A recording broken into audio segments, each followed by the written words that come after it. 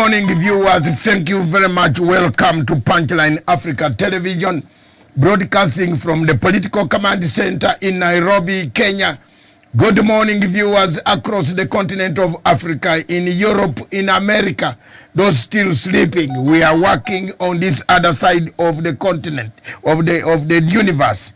Good morning in Russia and Ukraine. Whatever is happening there is not pleasing at all. Back in Africa, in Somalia, across in Mogadishu, and across in Democratic Republic of Congo, the Pope is coming in July, and the Pope will be coming to Juba in July on 5th and 7th of July. Maybe Pope will bring peace in Juba. We don't know. Good morning in Libya, across still bleeding. West African states, more coups, more planning taking place. Good morning in Nairobi, Kampala, Kigali, Dar es Salaam. Good morning. Are we heading for a Ruto lies? Are we? We have Ruto's lies. The lies this week are many, but Medium first. Good morning.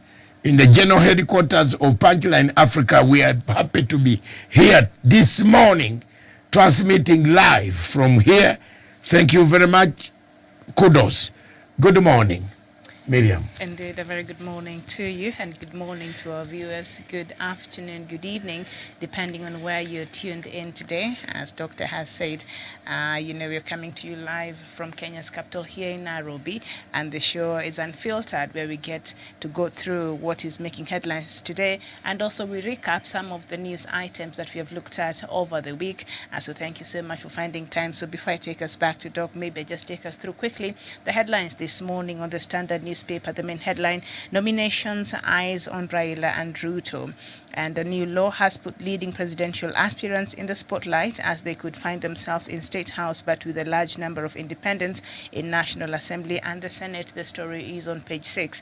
And just up there, parent sues school over girls' bans. That is on page 14. Raila campaign teams face a tough task. That is on page 8. And why millions of funds will be switched off. That is on page 15.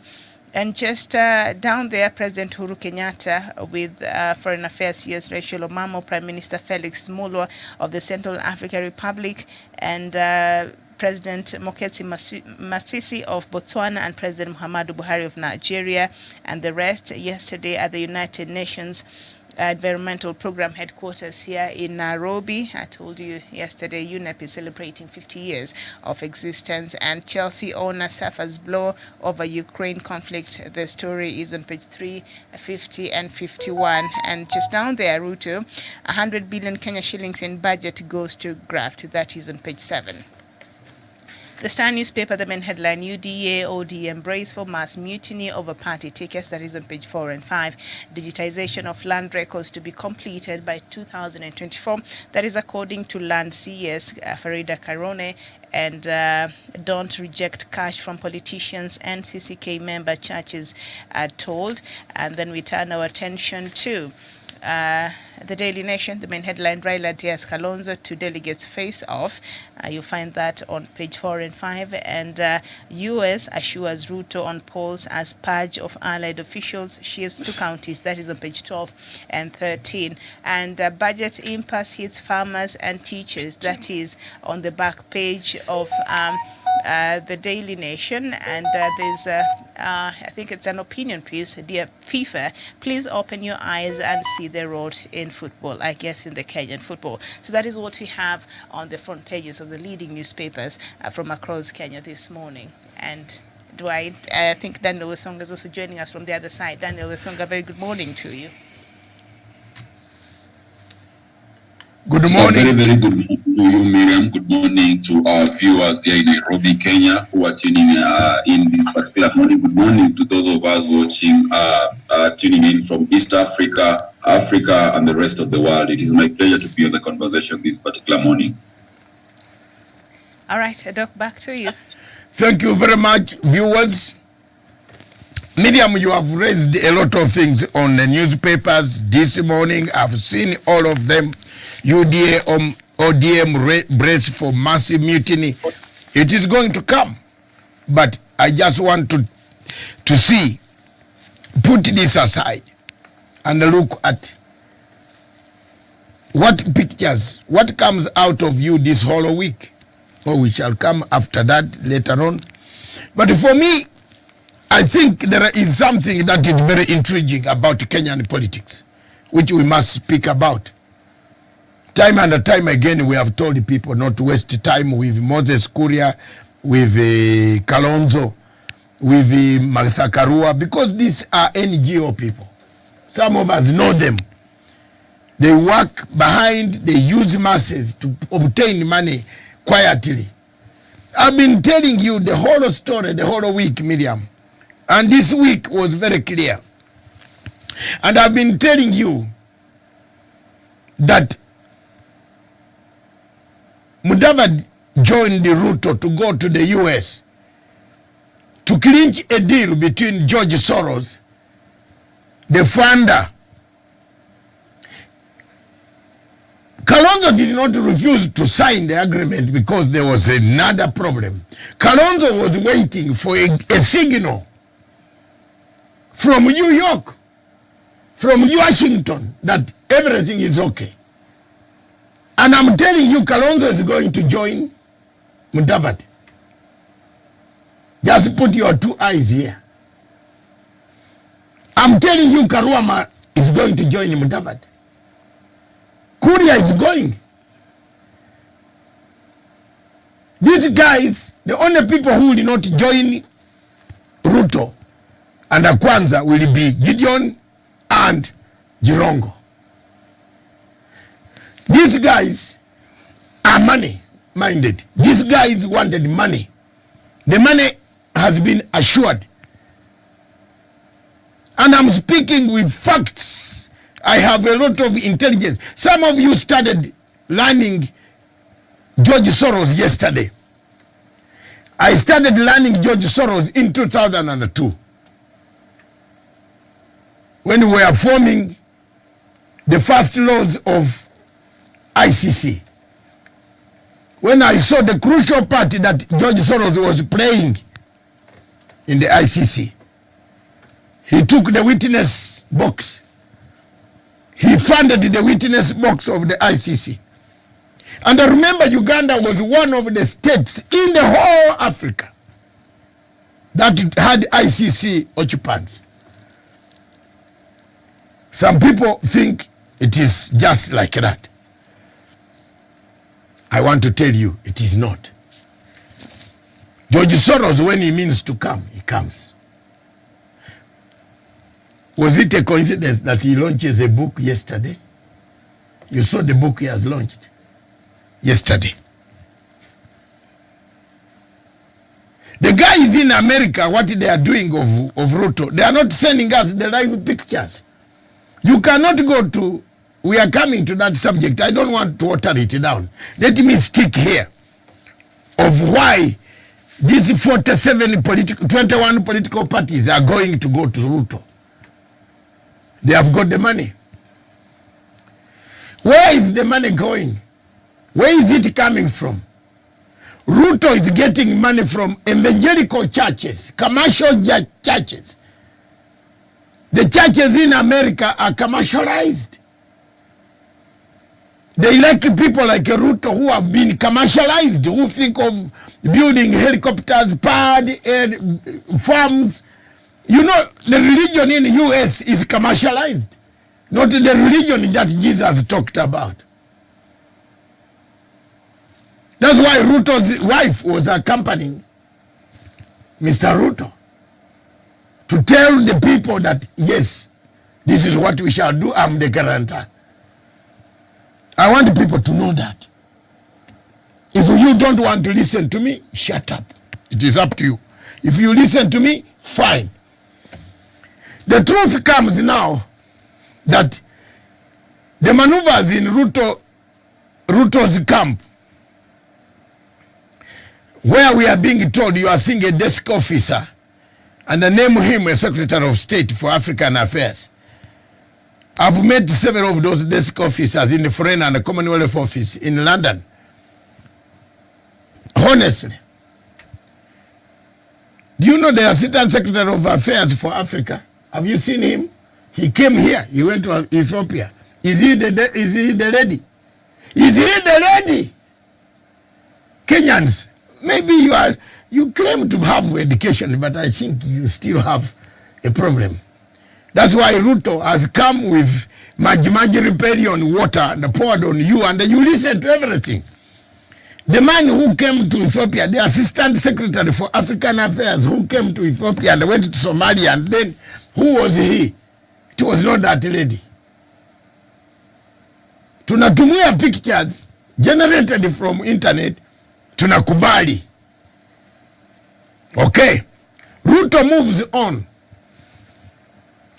and collects money. He goes to a university where Anglicans have paid money, Anglican and evangelical churches of West, or commercialized churches. Bishops who preach with planes, they live here with another crowd waiting there. They land on in there and preach, then leave again, get money, preach for money. Jesus never wanted you to preach for money. You preach for the Spirit of Jesus, of God. That medium is working. And the people are not seeing this. So, why were they zigzag? Oh, we shall sign tomorrow. Oh, we shall sign. Oh, there are some clauses in. They were just buying time to find out, has the money finally inked?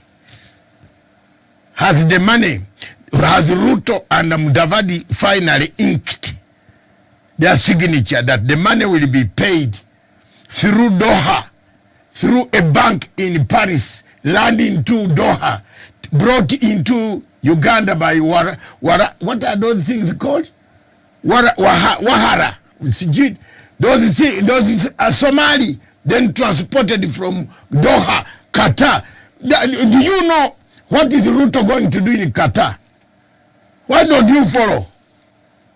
Me, my role as a journalist, investigative, worldwide, with connections in the whole world, I cannot fail to know what that small Ruto is doing. Ruto is just a small boy who started school when I was in senior one. He went to primary school one when I was leaving Manjasi High School in 1974.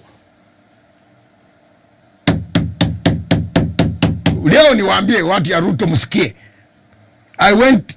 There are some idiots. There is another idiot with a beard like this. I don't want to address him on my TV. I spoil it. I will address him with my clips. I don't work in a mortuary. I don't work in a mortuary in the US. I've never worked in a mortuary in the US. I have always employed people in the United Kingdom, including Professor Wachikoya, was my employee as a bouncer. I didn't go to Britain to work in a mortuary. Ruto goes to tell him, insult Matanga, go on, insult me with Uhuru. Yes, join me with Uhuru every day. Fine, you hate us. But at the time I will hate you, you better stay in the States. And for me, Mr. Cosimo, you are playing with a wrong guy. I will be on your doorstep. You ask Miguna whether he insults me. Mi wewe itakuwa kwako huko. Niko na watu huko. Mzee, wacha mimi.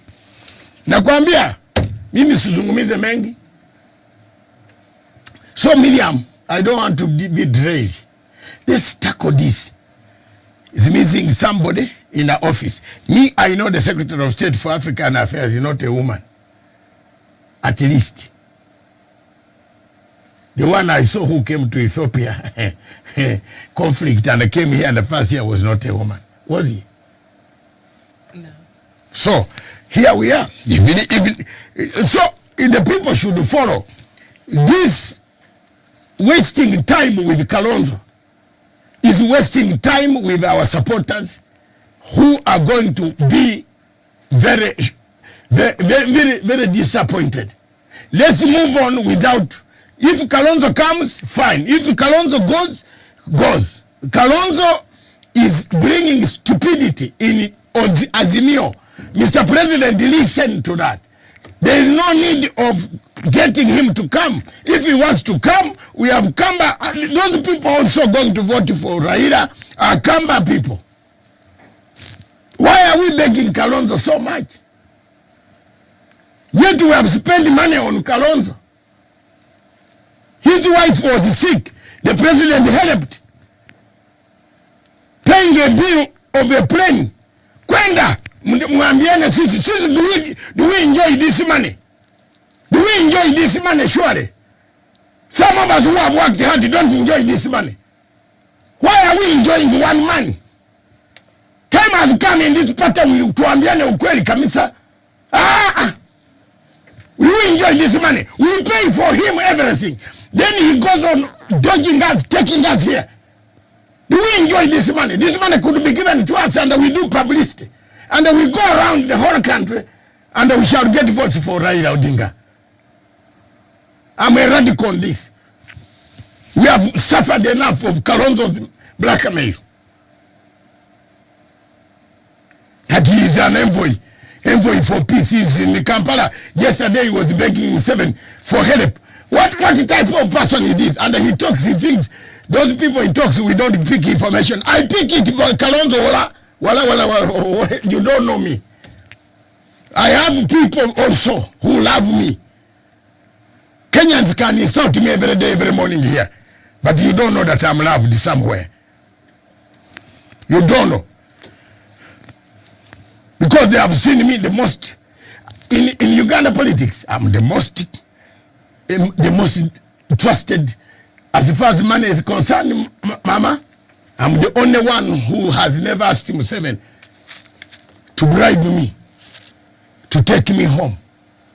You think if I want to pick a phone and say, Mr. President, I'm now ready to come, won't you send a big plane? But I don't want.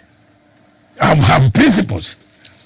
So, Mr. Kalonzo, when you go to Kampala, talk about South Sudan. Don't talk about me.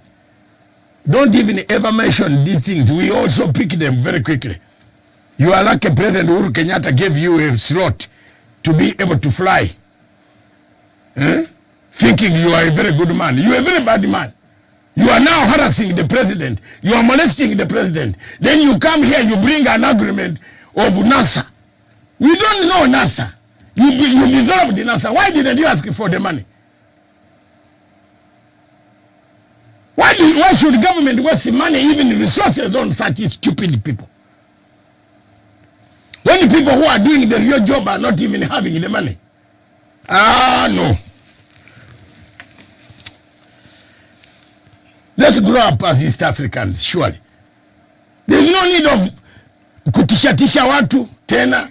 Kalonzo is not coming with us. If he's not coming, let Raila do his campaign with other people. If we fail, this country remains Kenya. If Ruto wants to change this country into a mafia state, we shall fight him also.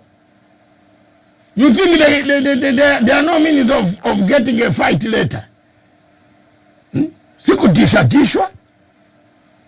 Tukue na stage 2. Sababu Ruto anafikiria watu wako children. He went to Uganda, he brought a businessman. He has gone everywhere and started darkening this country. The darkening. He pretends to be very close to Museveni so that we fear. Why is he asking people to attack me? When he's in Kampala, he goes and tells a woman, a principal private secretary of Museveni, to tell Museveni to finish me. Why do you want to finish Matanga? What have I done? Where is Komukama? Where is Komukama, Mr. Ruto, whom you imported maize with? What were you telling her in room number 426 in the Serena Hotel? Where kuwa na bibi yako we Ruto? Mimi utaki videos nikulete. I'm a terrible guy. Kama unanichoma, we shall meet only where I'm coming. I'm coming in that London. Let's see how you address that. Let's see how you address that Chatham House, unless you answer certain questions. You will address those who don't know that you poked, the eyes of Meshach Yebe. Yes. What tunachoka. Keeping words every time zinatuua. In fact, if you keep some things on your heart, zinakuua na roho inaanguka. Mimi, I cannot keep this anymore. A man is just telling us he's very nice. He's going to tell a Kisii man who does not even know how to shave his beard, who works in a mortuary in the US, that you insult Matsanga and Uhuru Kenyatta. You insult me as who you? Who is only producing a baby now?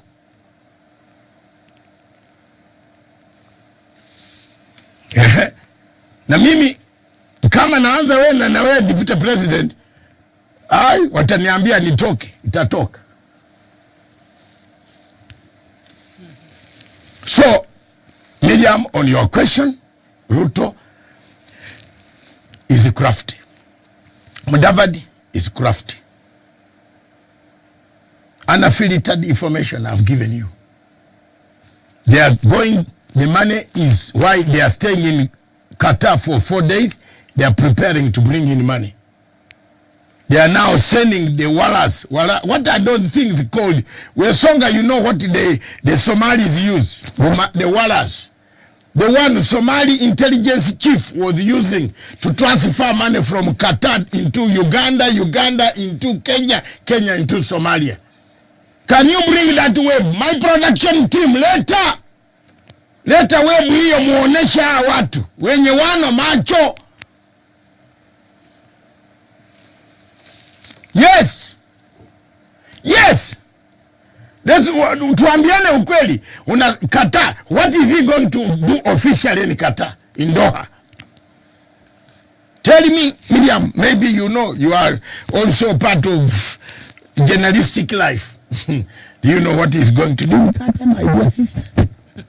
It was not clear. Only the US and the UK visit had made those details open. So in Qatar, I'm not sure I saw exactly what the DP will be doing there. But also, just a tweet by Moses Kuria, he's saying that this is to inform Kenyans that Chama cha Kazi Party and 21 other political parties are in early talks with the Kenya Kwanza Alliance that will lead to a very broad-based grand coalition that will deliver the nation to peace and prosperity.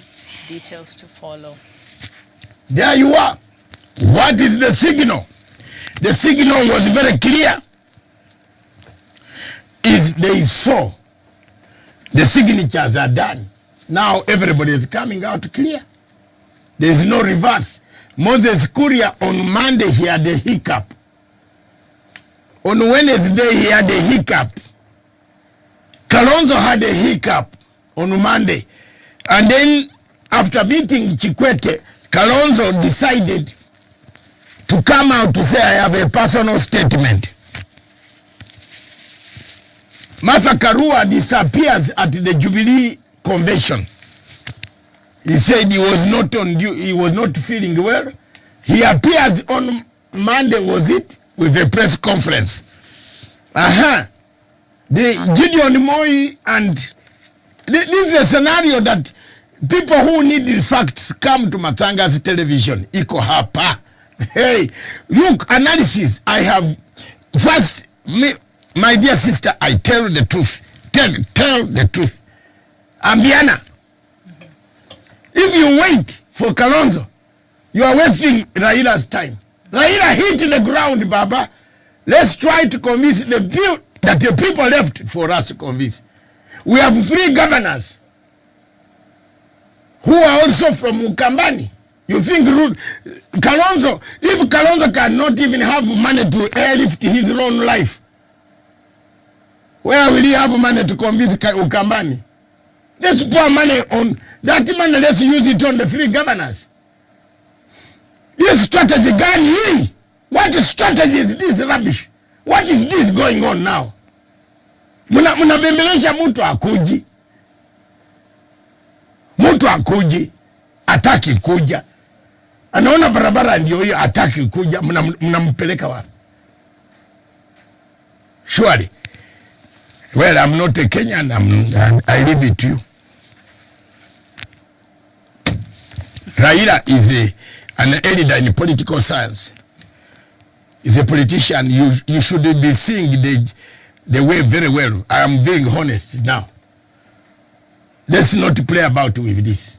This is not good.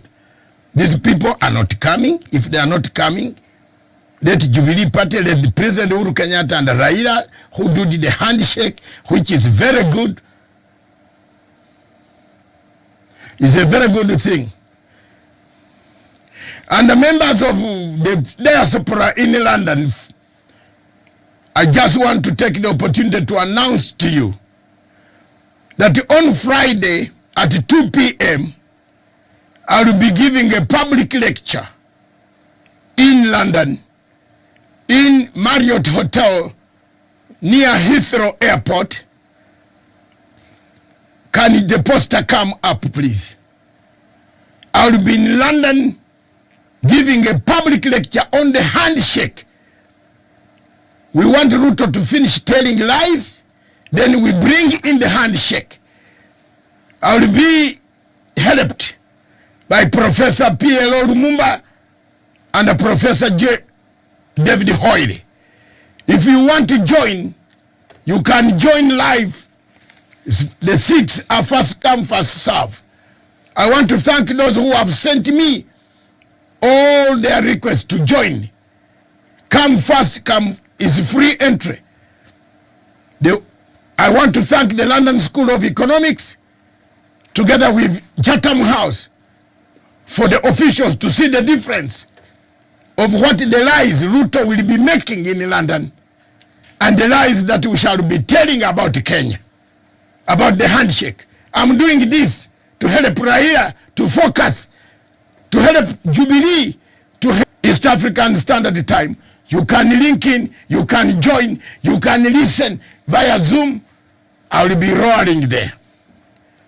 That is the show. Put it up for people to see. That is if Ruto thought we don't have brains. I will cut short. I will cut you short in London. Look at the number that will crowd to listen than your numbers. You are lucky I'm not in London to organize the demonstrators. You did not even address one meeting, Mr. Ruto. So there you are. Keep the timetable. Thank you. All right. And speaking of which, on the headline this morning, one of the stories on DP Ruto's visit to the US. Let's just get a bit of what he said yesterday.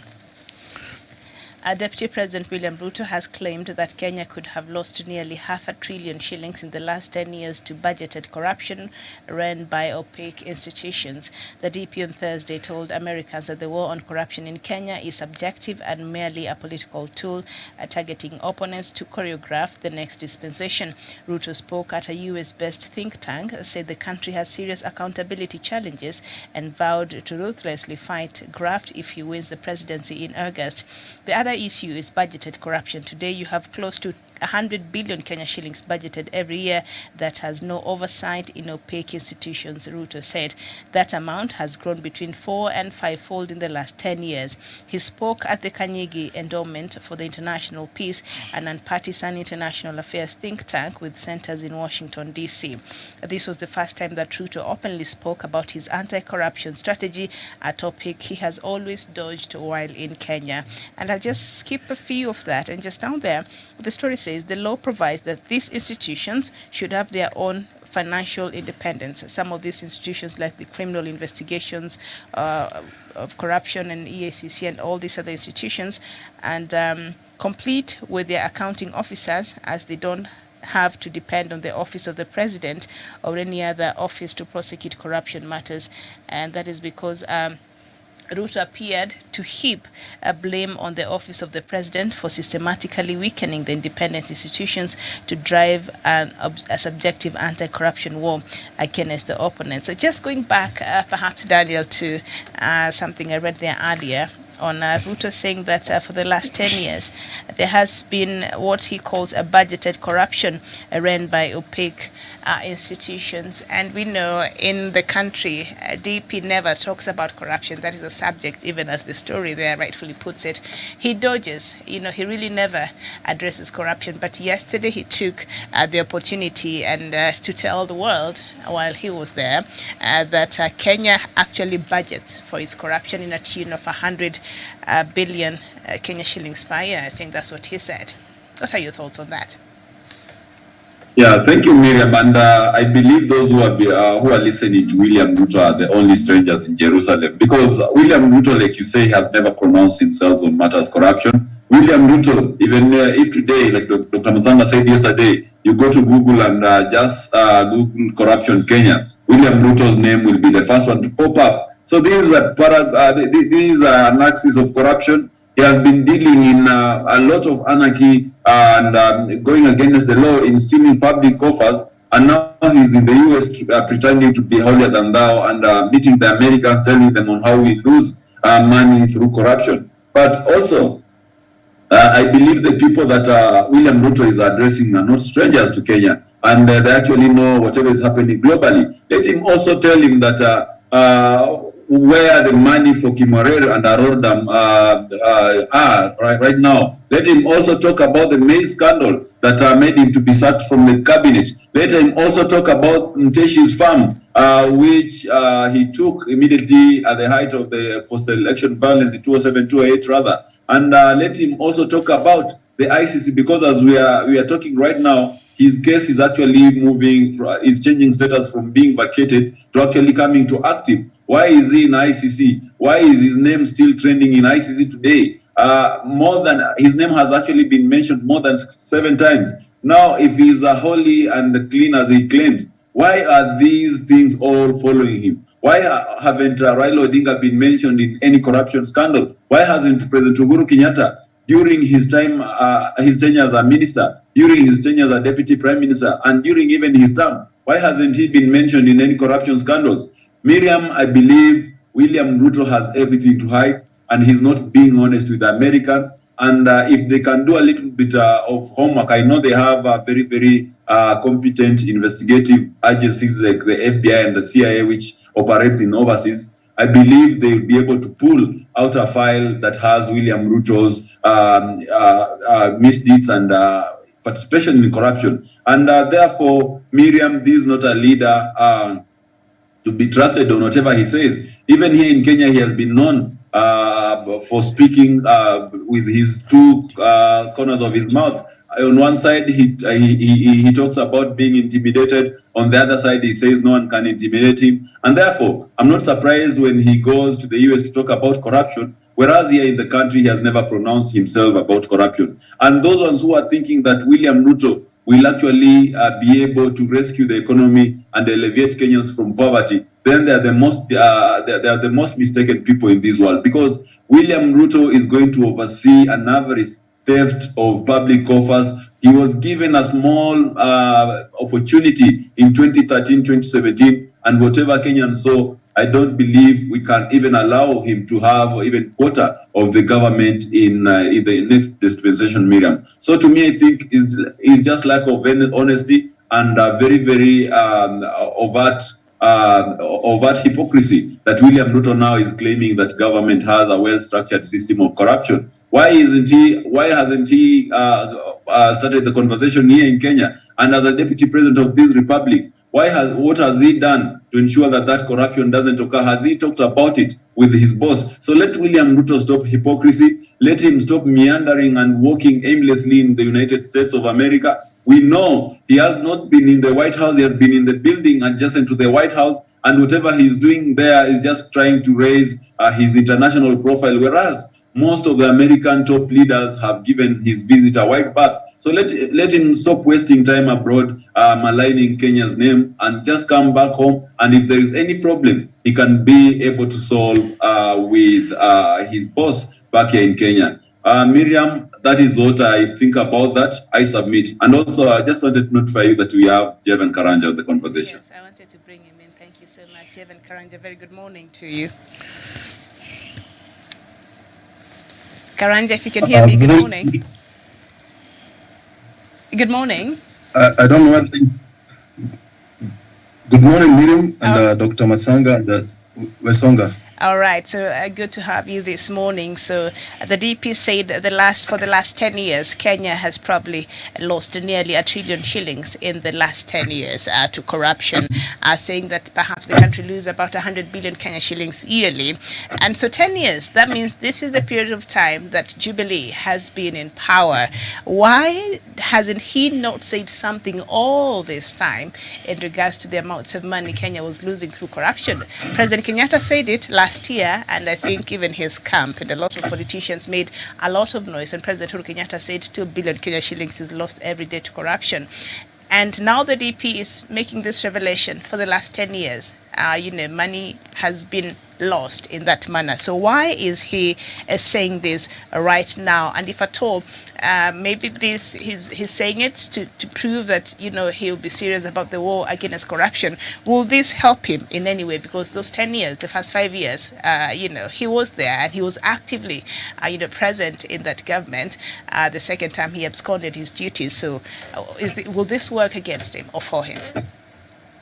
Yeah, thank you very much, Miriam. And it's so unfortunate that our deputy president is in United States of America lamenting on things that they should have settled with President Uhuru Kenyatta while he was in office. And I think what he is simply doing is to raise his international standings, because it said that the deputy president has a very bad profile when it comes to international matters. I think that is why he is there to sanitize his name and to look like a man who really works hard to ensure that we have democracy, and we have, because he is also talking about the issue of free and fair elections. Now he is talking about corruption. I think at some extent, Miriam, the deputy president, when he was in this country, he said that corruption cannot deny anyone a chance to deliver to Kenyans. And he said that corruption will not deter any president from delivering the promise that he made to Kenyans. But when he is in the United States, he is saying that the country has lost billions of money through corruption. And I would like to ask the deputy president, since you are in the office, since you are elected by the people of Kenya as the second in command, what did you do to ensure that we depopulate this corruption to zero rates, or we eradicate it completely, if not reducing it to manageable levels? And there's nothing the deputy president has done in that regard.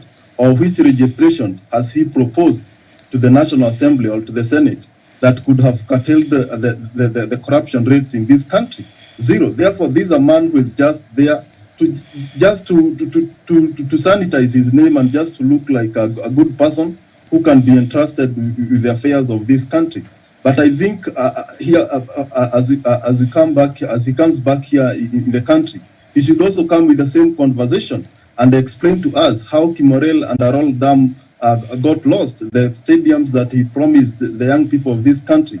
Where are they? He also need to explain, when he was at the Minister of Agriculture, what happened to the maize and NCPP. I think this, because he has opened that file, Miriam, we also need to ask him tough questions in that regard, so that if he can prove himself innocent, if he can prove himself that he didn't engage in these corruptions, then we can at some point then think the information that is public domain regarding and pointing Ruto as the most corrupt politician in this country are null and void. Therefore, Miriam, there's nothing much, and this will not help William Ruto, because when you come here in the country, and Miriam, politics is about perception.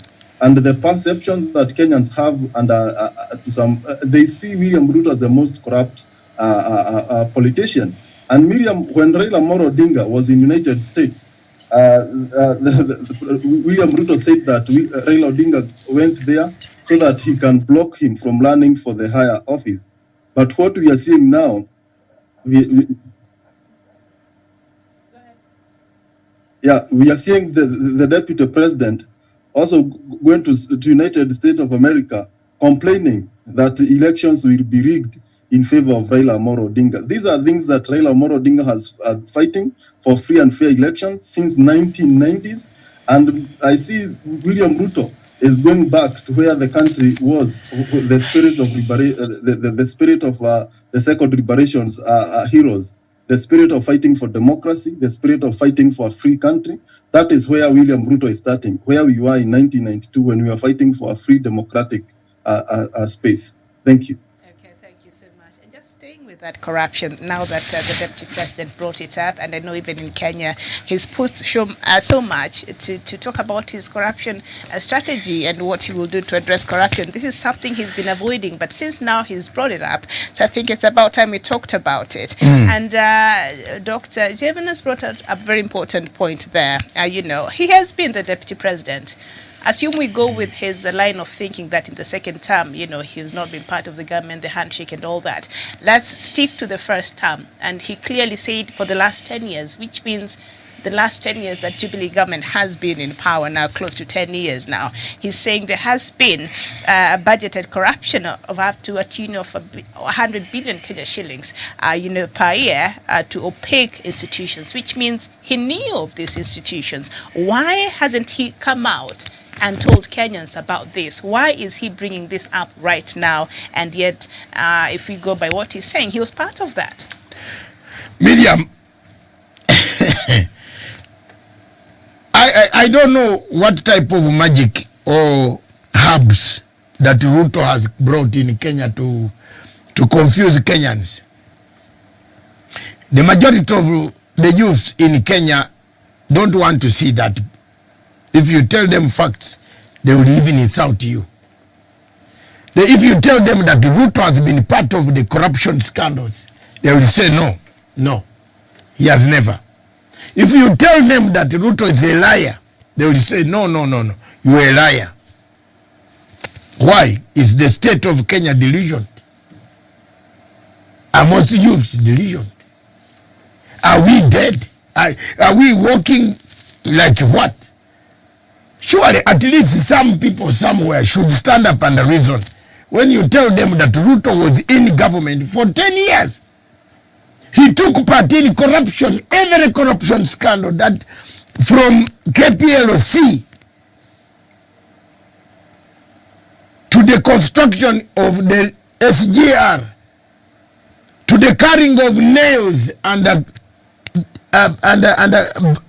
iron bars for SGR, for building his house. The house Miriam is sleeping in was built on stolen nails. From SGR, Chinese were dropping the things there.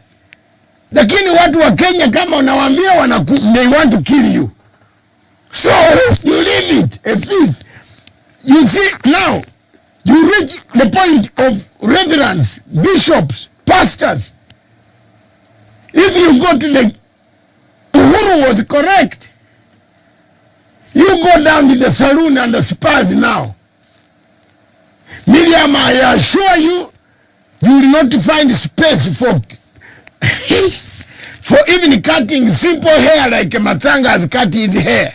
I had to cut it yesterday, last night, to avoid the queue of pastor bishops cleaning the hair, hiding the gray hair.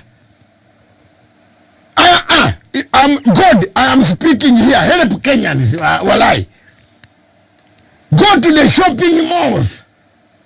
Find bishops with an interest, with somebody carrying the suitcase, a briefcase behind. They are entering every shop for suits. They are buying suits for Sunday.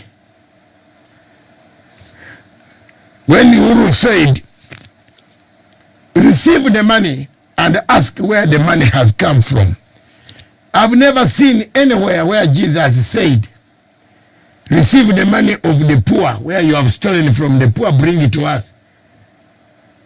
I have never seen any verse in the Bible where Jesus said, accept the money of the poor.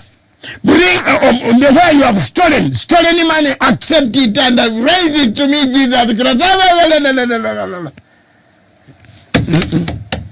Uhuru was correct. The church has connived with corrupt people to molest even the corrupt, the poor, poverty line. What does it symbolize to you?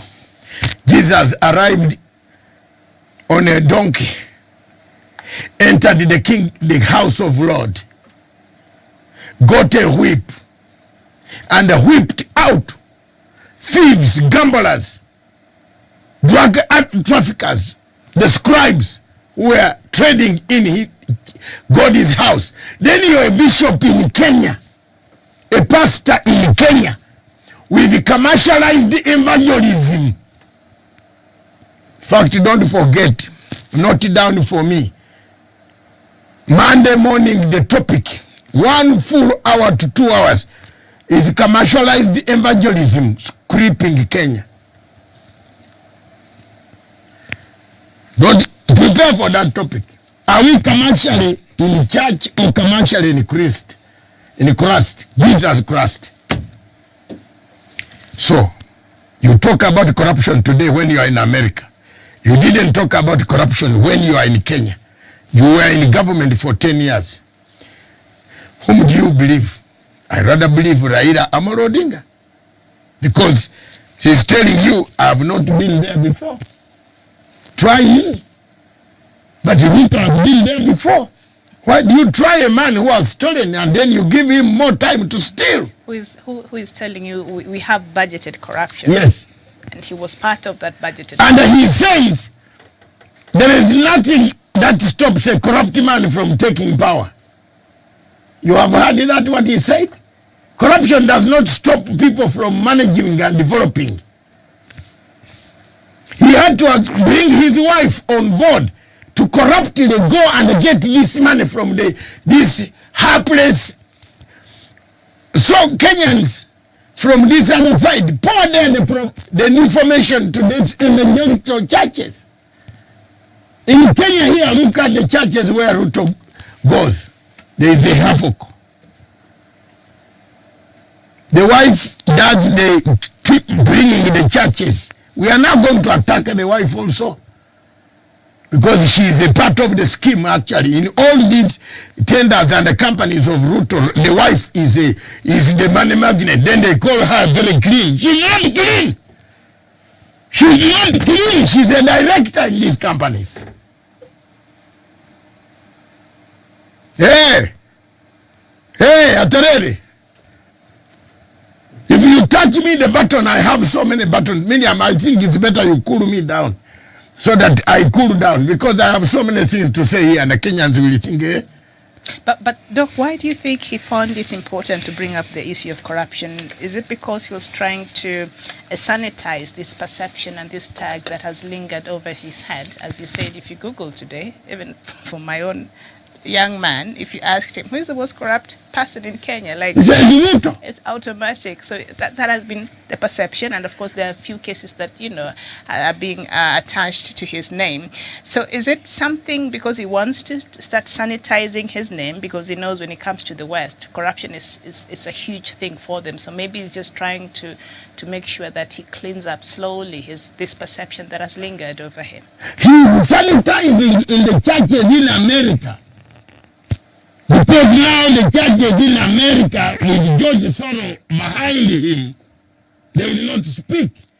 I want to justify my statement here, and those watching me and listening to me. Have you seen of late, in the last 1 year, which NGO has gone to court to stop Ruto and the group from stealing? Which NGO? Show me one NGO. The NGOs that have gone to court oppose the government from arresting corrupt people. The NGOs that have gone to court change the laws that will fix the arrested people. Show me one NGO. Because all NGOs in Kenya receive money from Open Society Foundation of George Kigoro. George Kigoro is in the New York, shuttling between New York and Washington, to connect the deal between George Soros and Mudavadi and Ruto. He's going to leave Washington next week on Tuesday. I've seen his flight details. So you tell me I'm a wrong man. Isn't it George Kagoro and John Jomue, are they not the ones who wanted Uhuru Kenyatta to be sentenced for life? Are they not the ones? And some government officials here are eating with them.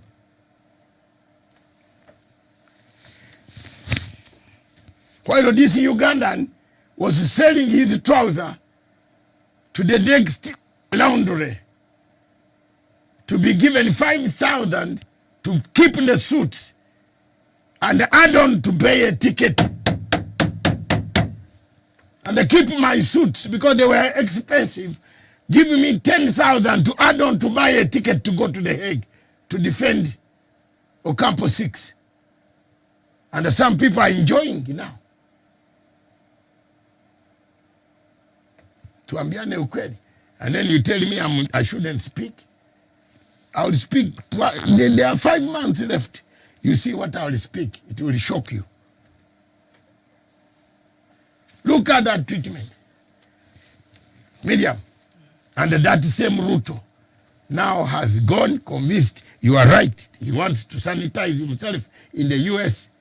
But he's going to change the language when he arrives in UK, which knows him very well.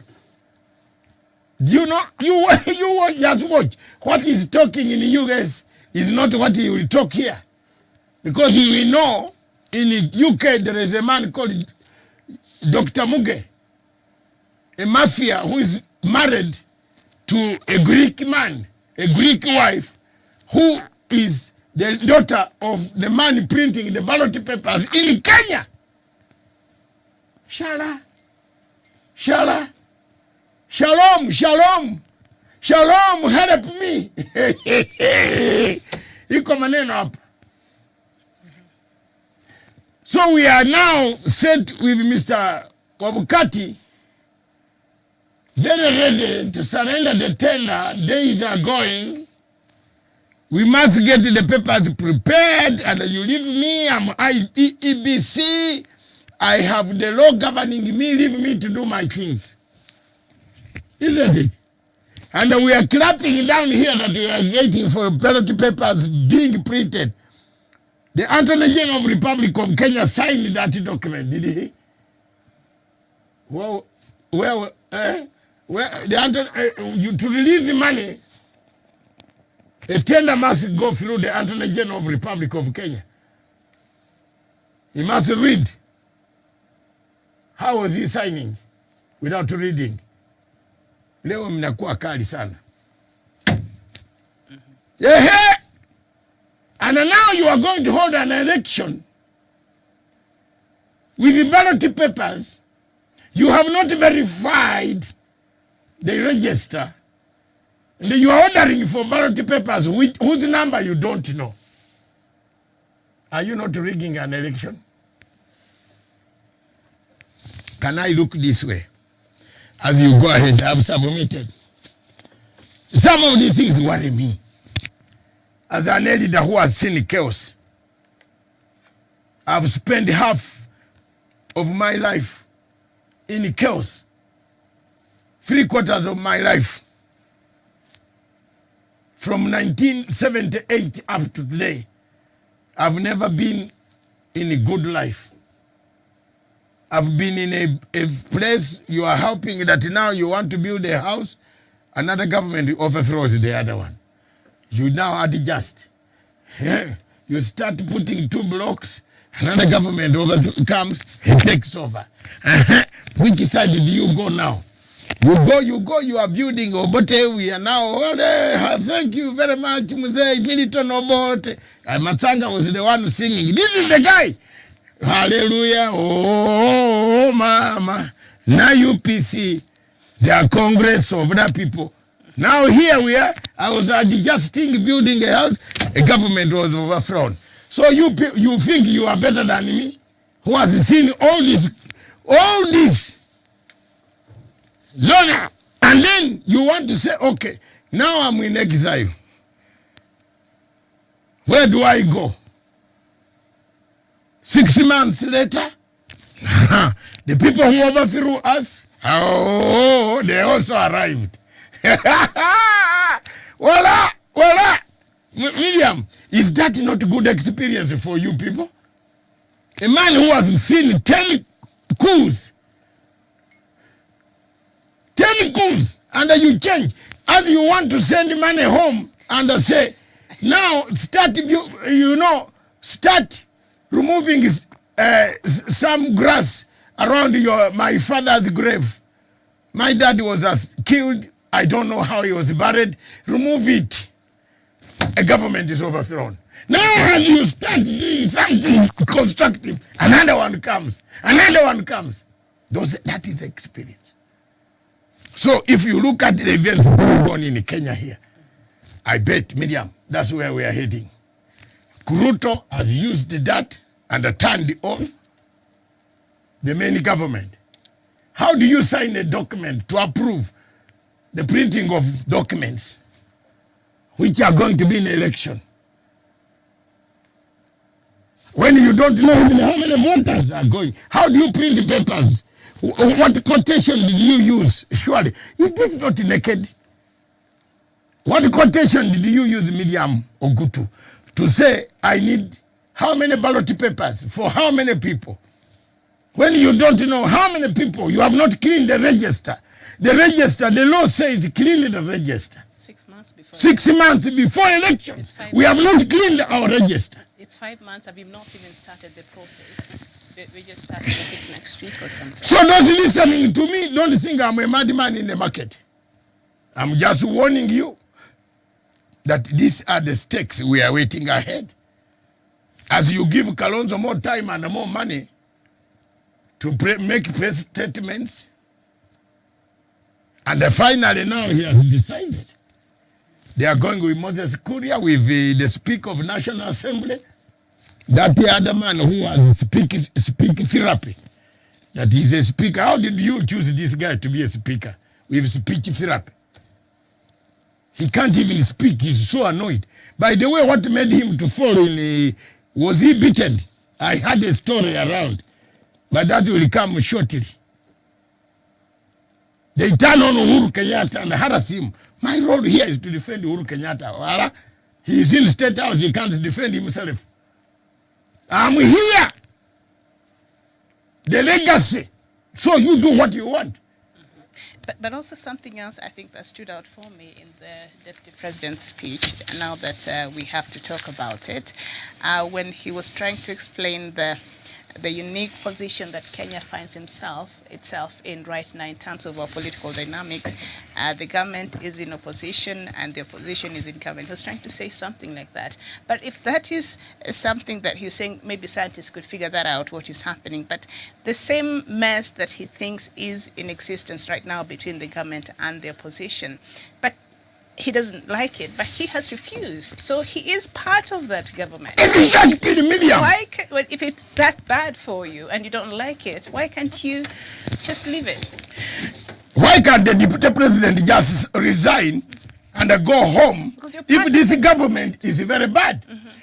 That's why he carried the wife to convince the Americans. Because some of the Americans will sit down to ask. In fact, now, what Kenyans, which the government should do, is to write a letter after Ruto has stepped here. The government writes a letter to distance itself from the Deputy President's tour. We are coming to tour, the word tour. But the government paid for that trip. The government paid for a tour. For a tour. A tour which injures the same government, My money which paid. Ruto says it is not his government. But the government. So who is fooling the president here? I think that's more confusing. Somebody is fooling the president in the Ministry of Foreign Affairs. They fooled us. When I was telling them that Ababu Namwamba is a mole working for Ruto, they insulted me as a Ugandan. Shame on you now. Wasn't I telling you? Who killed the ambassador in Sudan, South Sudan? How? Where? Yeah. Hey! You want me to say? We have lost so many people here. because of such things. And you are looking at a madman walking around the international community.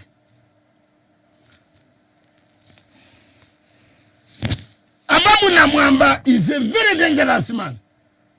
He brought arms from mercenaries, used our offices, the offices of the Kenya Foreign Ministry, to import, to give visa to mercenaries to come to Kenya to meet, to have a meeting in the office of the deputy president.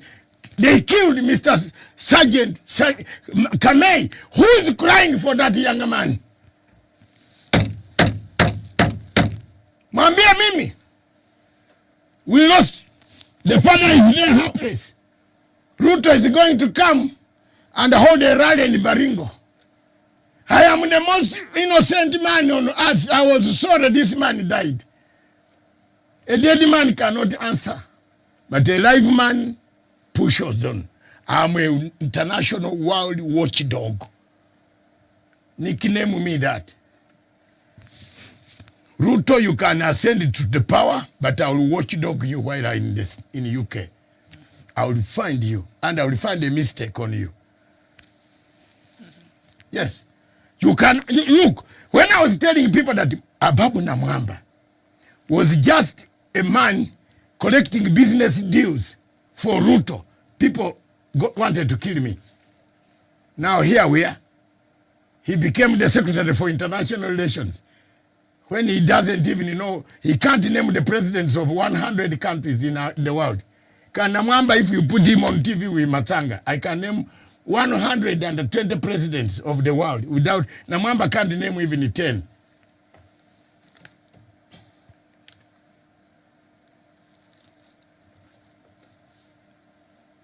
Can Namwamba name 10 presidents that he is somebody in international relations? Which subject does he know? Even when he wears a suit. Unfortunately, I think people in that Budarangi thing, they have small bodies. He wears a suit. If me and I'm not talking about you. I know I'm covered.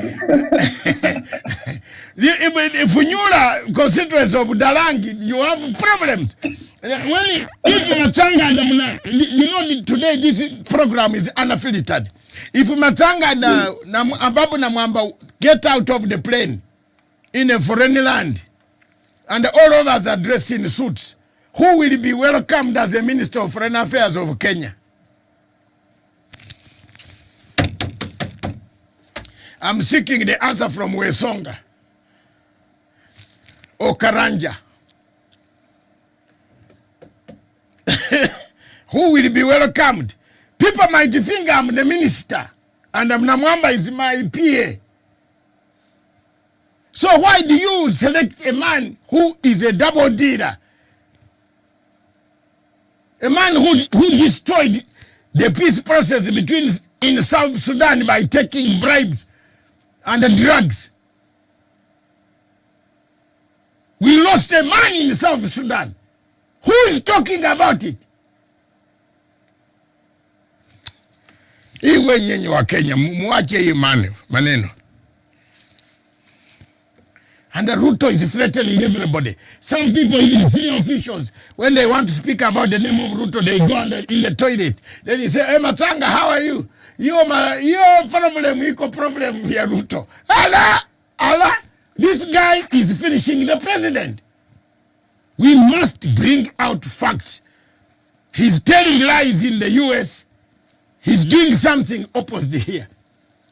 When he arrives in Nairobi, he's going to tell them, I was very welcomed by Kamala Harris in the State House. Ruto paid and applied for the State House visit as White House. When I bring that topic, it is embarrassing. And again, the pictures ready. If you want to visit State House and you are not a terrorist, White House, sorry, and you are not a terrorist, apply online and you have an American visa, you will be allowed to visit without even seeing Kamala Harris. Now huyu jamaa anachukua sasa tuko waizi. Can they show us the pictures of Kamala Harris? Or they are waiting for Itumbi to do generated images, like they generated the other images of the cars of the president Obama coming. Then they said Ruto has been, given a motorcade. This is childish.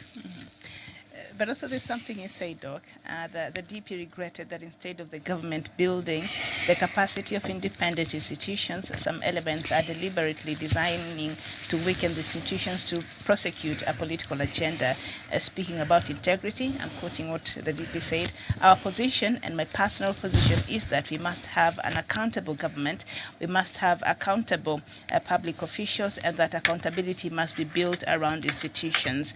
And I think preceding to that, he said that corruption, the way it's, because now he's saying the institutions, the president is the one directing these institutions. That is what he said before, that especially when it comes to the fight against corruption. But when you look at the scandal, say like that of Kimwarel and Harold, nobody brought up the name of the deputy president until he invited himself in that conversation by saying it is 7 billion that was lost and not 21 billion. So he gets himself in this trouble, and now when questions are being raised, it becomes now he's being targeted.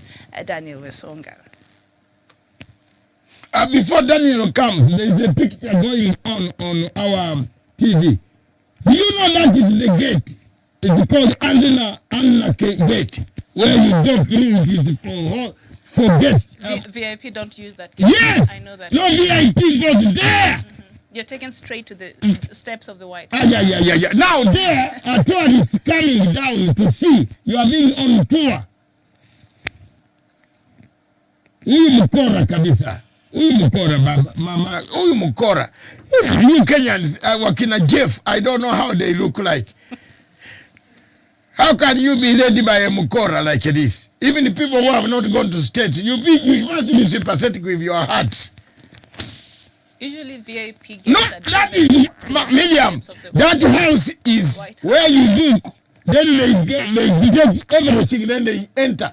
That is not the White House. Ruto Mukora, this guy is a thief. Why? Hey, if it had been Uganda, hello? Museveni has dropped his deputy presidents so many times. He saw one thief called Ibukenya, a professor in law in Makerere, became a very big thief. And he was telling me in London that you are useless. I said, in 2 days, you will be no prime minister, no deputy.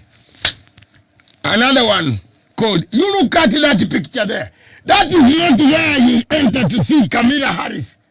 That is a tourist point where the guy is dropping him. I've been to that place so many times. Why are Kenyans? Oh, surely, this is a very big lie in this world.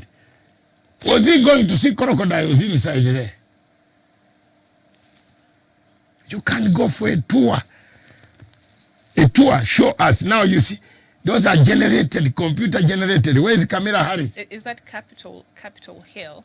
Yes. Okay. Capitol Hill, where there is a White House.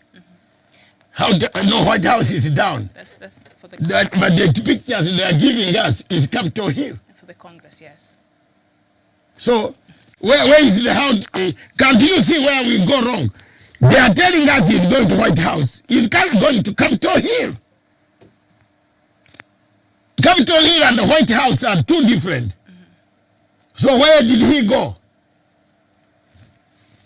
Unless I don't know maybe I've forgotten have I forgotten the gate? No, that is Miriam. Even you know that is not the official entrance. Whether it's a deputy foreign minister, they go, there's an official gate for the state, the White House. Yeah, you don't do the stairs. Hey, you only do the stairs when you are going to be waiting for your tour guide. Those stairs going down for tour guide. And akusema, simama hapa now, are you all of you here? Yes. I am going to take you through the west wing, the western wing, the northern, the southern. No, that is now the White House, but this, so the Congress is and the Senate. Yes, so he didn't go to see the White House. Why did Mohammed Hussein send us pictures very early in the morning, thinking Mohammed Hussein has just gone to the US for the first time? He has never been there. This is his first time to go to United States of America. The only last place Mohammed Hussein has been was The Hague with me, interviewing Sam, Dr. Matsanga, outside the ICC. And when I was paying his rent, his hotel accommodation for 4 nights to extend it to stay in The Hague. Umesikia? Hapa sasa hakuna kubembeleshwa, tunaambiwana. Ukweli. Kama unafikiri hiyo na kuuma, rudisha hizo pesa. Because people forget the bridge where they came from. I can never forget the bridge where I came from. Mtu mwenye nilipia rent. Unaona hapo? Those are now computer generated. Is that the computer generated? Is Ruto coming out of that car? No, show me. Is Ruto coming out of the car?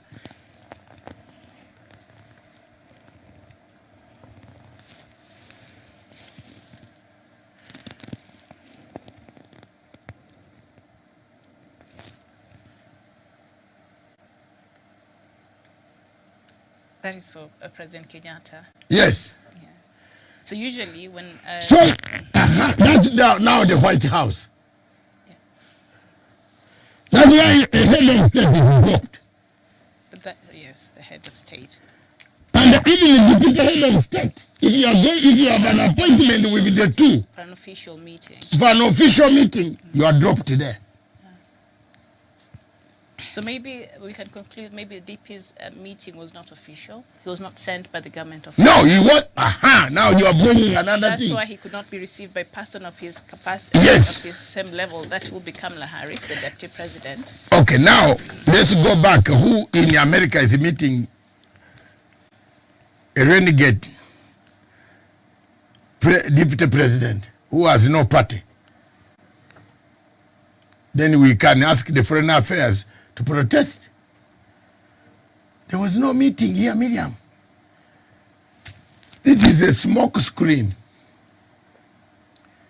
The man was waiting for a meeting, for an opportunity. Okay, you go to White House, you meet Chief of Staff, National Security Advisor, as they claim, to brief him on what? You didn't even get a note from President Uhuru Kenyatta. Wesonga, can you get us some facts about this? And Wesonga. I see he posted the DP himself on his Twitter account during a meeting with the U.S. Assistant Secretary of State for Africa, Molly Fee, at the State Department, Washington, D.C. So he was not really at White House. He was at the State Department. But they had the earlier communication. Maybe. Go ahead. Yeah, maybe just. Miriam, Yeah, maybe just. Wesonga, have I hit you so hard that you went down on Namwamba? The extra details for Songa. Not really. Yeah. Not really. I know I'm always covered, Dr. Matsanga. So the house that he actually went to is actually Eisenhower building, which is just adjacent to the White House. Thank you. It's just like going going to maybe Serena Hotel, which is maybe a few kilometers from the State House, and you claim you have been at State House. Mm-hmm. So his communication earlier from the office may be misled because not misled. It is calculated. Miriam, this communication is calculated to hook Kenyans, the hapless Kenyans, the innocent people who sing. If a man brings you a wheelbarrow and gives you a wheelbarrow, and even if you make a wheelbarrow your own picture in your own sitting room, can you think of anything else? This is why I call this Ruto movement Maji Rebellion.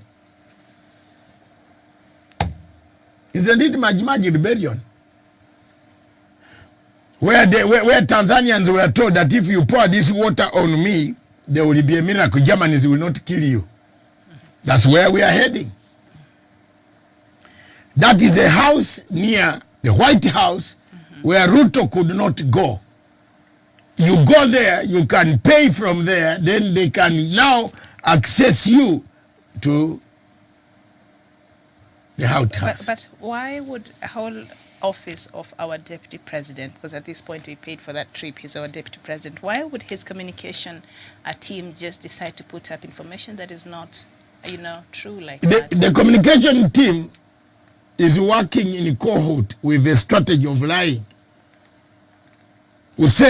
Mohammed Hussein has lost journalism. He has put journalism aside and he has become Adani Duale of Garissa. I don't know how he found himself in a church where he cannot even say one word. They were all shocked. I would have stayed home and done. You know, when you tell a lie, there is a time when they took those pictures, and when you go to Ruto's official verified account, the cars were not there. They was not talking about it. But there is a pseudo account of Ruto, which Mohammed Hussein is using to post to us on Twitter, on his own verified account. That's what they are doing. But if you go to Ruto's real verified account, you find different things. Yeah, he did not, yeah. Yes. So here we are. I'm not talking lies. So that was a miscommunication from his office. I don't know what... It's not miscommunication. It is what they were doing. A design strategy by Mugonyi. Yeah. By a design strategy by Mugonyi, that useless lawyer guy of ours. Karanja, you want to add something? Yeah, but Miriam, it's so unfortunate when we see a reputable journalist like Hussein Mohammed, who used to be in our televisions punching hard questions to Deputy President, misleading even a national television like NTV. They posted a video of William Ruto heading to to White House, but unfortunately it was realized that he was heading to a building adjacent to White House. Therefore, this is so unfortunate. And I agree with Dr. David Masanga that this is just a strategy. It was a way of hoodwinking the UDA supporters. The hapless. Think that hapless. Yeah, to think it was a strategy to show that William Ruto has international connections, and he met with Joe Biden. I think it was just a way to make the weekend of UDA to start in a higher note. Ha! There you are. Okay. Karanja, you are invited on 8th, on 11th. Be on your wire. But I see KBC has posted online, Yes.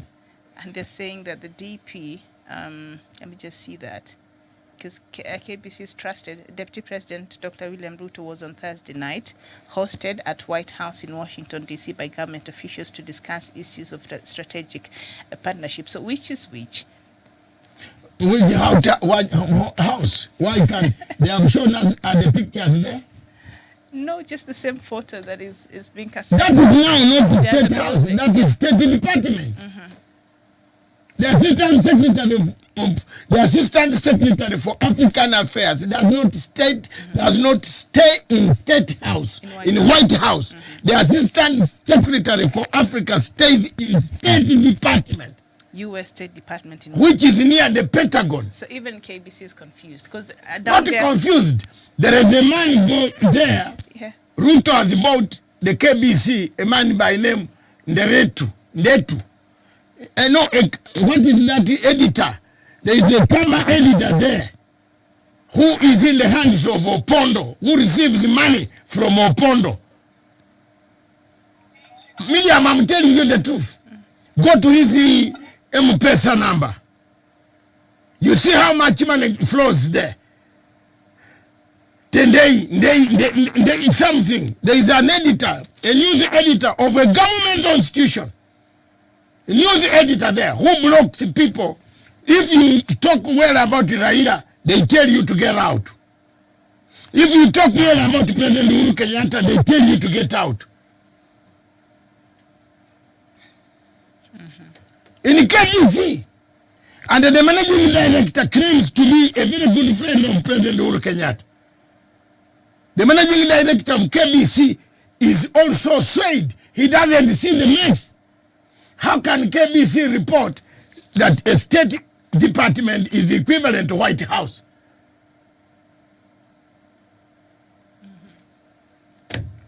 The caption on the photo is the saying meeting this person at the White House, but when you read the story, A national television. they now indicate from the U.S. State Department, so you wonder which is it anyway. BBC, Yeah. a BBC in London says 10 Downing Street is equivalent to Birmingham, Paris. And at the BBC, the editor is fired there and then. The editor of the news, even if it was not him who said it and printed it, he resigns. The editor, Miriam, the editor, the managing editor of KBC is Ruto 200 times. He even screens the people who come on the show. You go to KBC, you go through hardship. I was there and I was kicked out because I speak about Uhuru Kenyatta. So I wonder why the spokesman of the government intervene in a government television to promote programs of His Excellency the President. The day, yes, the day. Mike, is it Mike in the day. the day? That guy is purely, he's Ruto. I don't know why he's there. And the government, we are going to elections, is there. What program will you have there? Now you see what they are printing here. Me naambia waka, I have.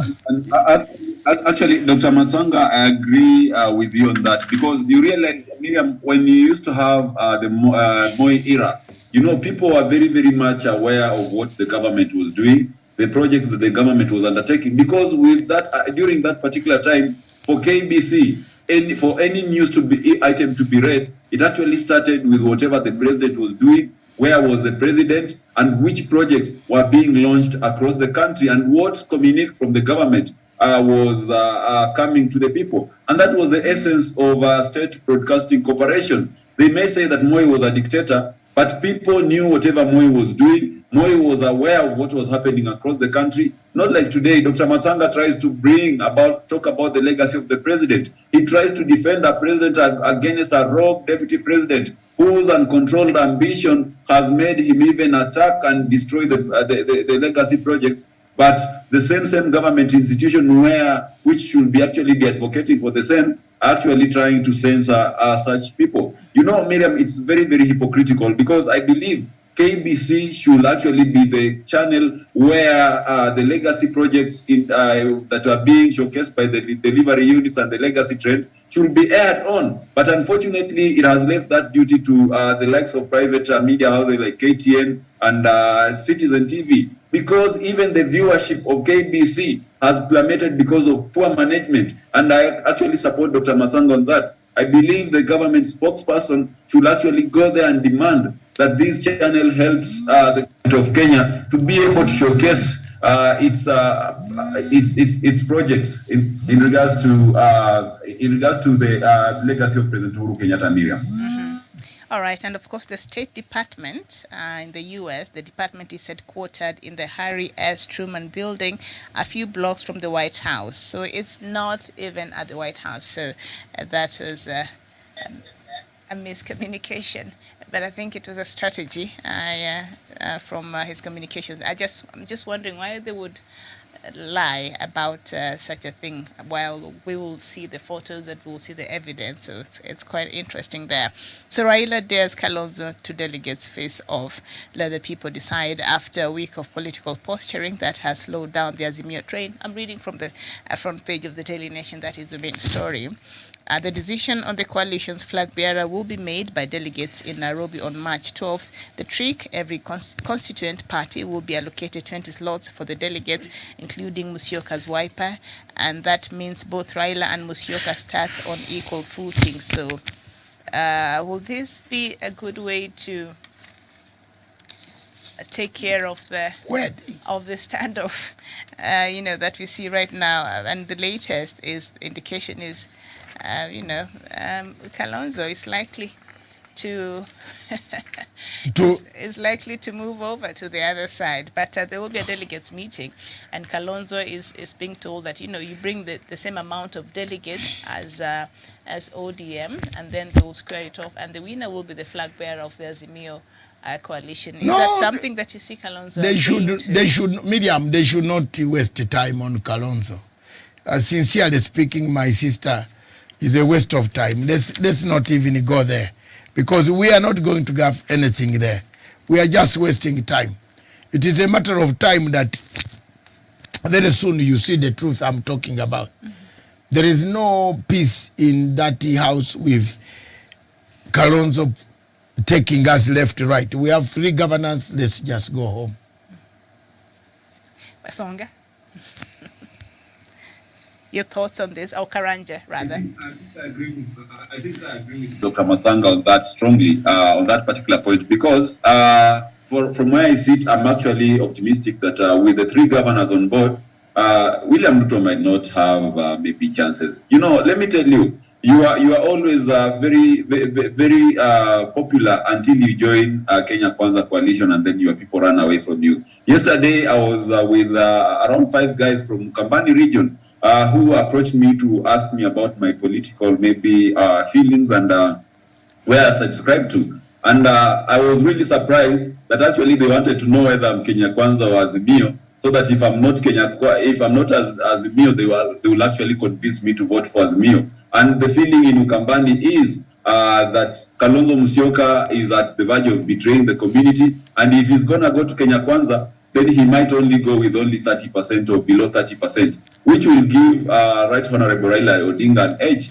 over the rest. But whatever Miriam, this is Raila Odinga's time, and no matter whatever happens in the political formations, I believe so long as he has the blessings of the president. Remember, the president has been serving the whole country. He has connections across the country. So to me, I think, and Raila Odinga also is a seasoned politician. This is the 5th time he's having a stab at the presidency. So I'm very, very optimistic. Even if Kalonzo goes, like Dr. Masanga says, we only need to actually kickstart our vehicle and leave the station. And God willing, in August, we'll be having Raila Odinga being sworn in as the 5th president of the Republic of Kenya. That is no doubt, Miriam. I don't have any shadow of doubt about that. Mm-hmm. Thank you. Karanja, your position on this? Yeah, thank you very much, Miriam. And I agree with Vesonga and Dr. Masanga that Kalonzo Musyoka is really taking us around the bush. He's not a straightforward man, because he's making he's demanding too much. And in politics, Miriam, your demands should be equivalent to the numbers that you're bringing on board, unless there is a consensus. And initially, he talked of a structured dialogue, but I don't know what happened in the course of the dialogue, that Kalonzo Musyoka jumped, and now he's talking about the NASA agreement that Raila Odinga did honor. And from what I know, these are the people who break the NASA coalition. Therefore, you cannot break an agreement, then you come out to claim that you need the agreement to be honored when you're already out of the coalition. I think as Azimio, the people in Azimio, they should kickstart serious campaigns in Ukambani. We have Alfred Mutua, we have Charity Ngilu, we have Kivuda Kibwana on board, and the Kalonzo should go where he feels at home, because at the end of the day, it's about this personal interest that Kalonzo Musyoka is pushing. Because if he has the interest of Kamba people, or the interest of the people from Ukambani at large, he should be looking at the wave of where the next government will come from. But because he's just pushing his selfish interest, that is why maybe he'll have a safer landing at Kenya Kwanza. But the most contradicting thing, if he joins Kenya Kwanza, Miriam, you see the kind of pull and push. You'll see the kind of shoulder scrubbing that will be experienced in that camp, because in that camp everyone is suspicious. You'll see Musalia Mudavadi, because now after being promised the running mate position, if Kalonzo happens to join that camp, you'll see other people now start running away, as you have seen the kind of tension that is in Kenya Kwanza. Therefore, I think these politicians, the people who are advising Kalonzo, they are misleading him, and they are making him feel so big. And Miriam, this is a man who has tried his chance at the presidency, and he hardly got 1 million votes. Therefore, we know his capacity, we know what he can deliver. But to some extent, Miriam, as Azimio, they should accept and let go. We should not force Kalonzo too much. That is why maybe he's feeling, he's having that feeling of importance. I think time is right for people to go out there and campaign thoroughly, because at the end of the day, it's the voters who will decide whether or without with their kingpins. Thank you. Okay, thank you so much. And before we get to the week that was, there's a story here on page 12 on the Daily Nation. The Registrar of Political Parties, Ruto, now says that the speakers of Parliament and county assemblies will have the final say in determining whether seats held by elected leaders who change parties on March 26th will become vacant and therefore trigger by-elections.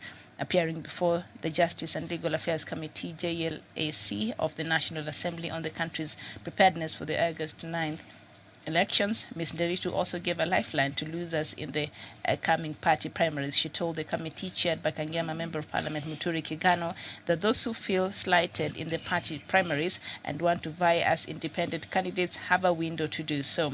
This is per the election guidelines issued by the Independent Electoral and Boundaries Commission, IEBC, in January this year. So apparently now the speakers of the National Assembly and the county assemblies would have the powers will have a final say in determining whether seats held by elected leaders who change parties, as we've seen happen in Parliament now, on March 26th will become vacant and therefore trigger by-elections after March 26th.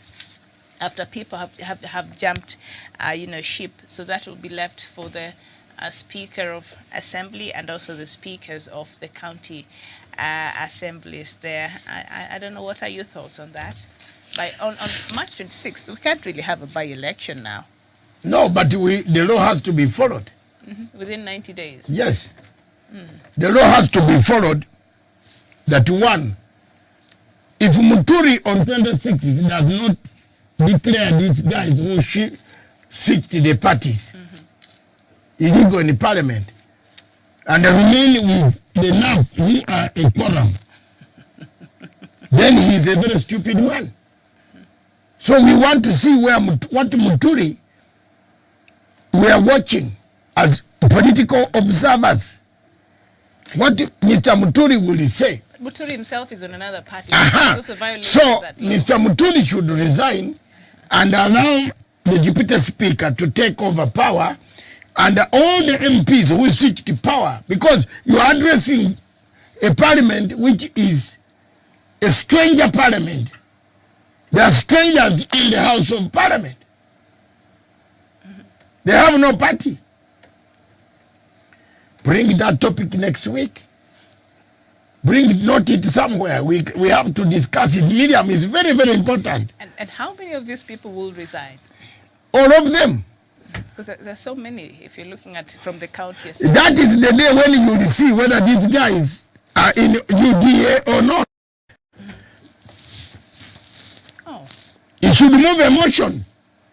Because an election has to take place within 90 days of the resignation. Exactly. That will be around maybe June. Yes. We'll only have 1 month and then we go to a general election. Can the country risk, already IEBC is complaining of not having enough money, would not that throw us again to another problem? But if you have not enough money, why do you want to conduct an election when you don't have enough money? Forget it. Call the press. Tell the world, I am not part of it. And then let the parliament see what to do. Why should you conduct an election which has so many obstacles? Niambie Miriam. So this matter is not as simple of these members of parliament. It is not. not. It's not that simple. Because that is the day when Mr. Muturi will be judged whether he is worth the salt that he tells us that he has never seen a democracy where a leader of opposition leaves to join. Interesting times. Kenyan politics never gets boring. Wesonga, what are we staring at now? The deadline is slowly coming of March 9th, where people are supposed to resign and join the parties that they want to join. That will mean that elections must be conducted within 90 days of this resignation, according to our constitution, which will be like a month away or so to our general election. This is another quagmire we are staring at as a country.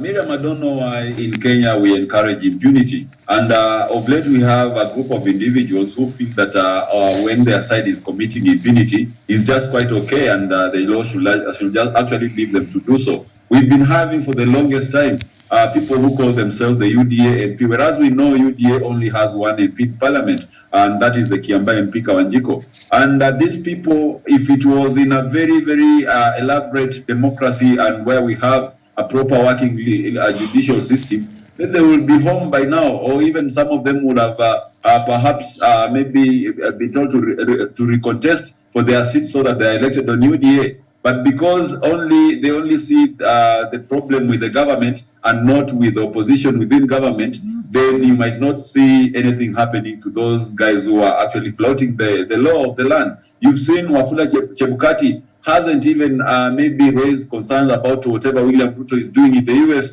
fundraising money for campaigns, wherever, whereas that timeline for fundraising actually elapsed. So Miriam, I think in Kenya we allowed impunity, we allowed corruption, and we allowed those people who are crooks and who actually steal and torture the people of Kenya. That is why Dr. Masanga said that today it will be very difficult for you to convince a young man from Kenya that William Ruto is a corrupt politician and he has stolen billions from the government of Kenya. They'll tell you it is a lie. They'll actually gang against you and insult you on social media. So I think as Kenyans sometimes we suffer consequences of problems we could easily solve. So if our courts are okay with this, if the parliament is okay with this, if even IEBC is okay with this, if the registrar of political parties is okay with this, why then will we waste our time here on TV talking about it if nothing is actually going to be done about it? I think it's a very, very sorry state of affairs, Miriam. And that is why sometimes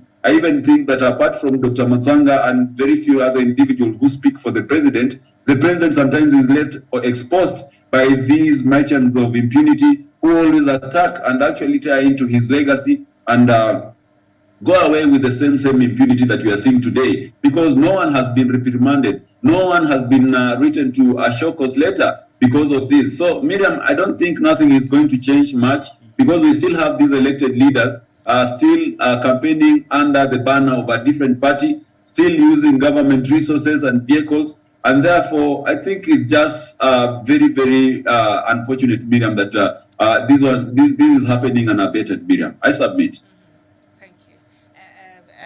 Jevan Karanja, still on the same, the date is 26th of March. Are we likely to see also the Deputy President resign on that day or before that day?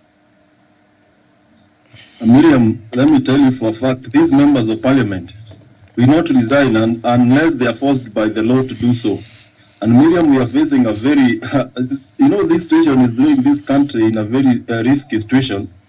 Because we have the IBC here claiming they don't have enough funds to oversee the general election, and now they will be forced to carry by-elections of almost 100 members of parliament, and maybe the county assemblies. I'm not sure about it, but you see that demands a lot of money, and we are here with the IBC that is not even clear where they will get, how they will conduct the general election. But I think, Miriam, if it's about, we follow the dictates of the law and what the law says, Miriam, then these people, by March 26th, the bells should be rung so that we go for by-elections. And those people have been saying that they are in UDA, they'll have a good chance to prove to the world that they really mean what they say, and they walk the talk that they believe in. And Miriam, it will be a good occasion to see the muscles, the political biceps of a deputy president, because this will demand a lot of energy, it will demand a lot of time, and this will be a litmus test to see whether UDA really is a national party or is a regional party as per se.